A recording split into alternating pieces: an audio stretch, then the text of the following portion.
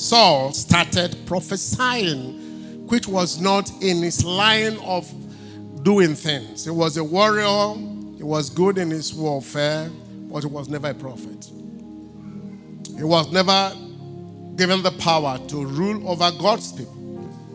But the anointing changed him from being just a warrior to being a king and to being a prophet. Grace to do extraordinary things will rest upon you today. In the name of Jesus. And it's such that people will take note.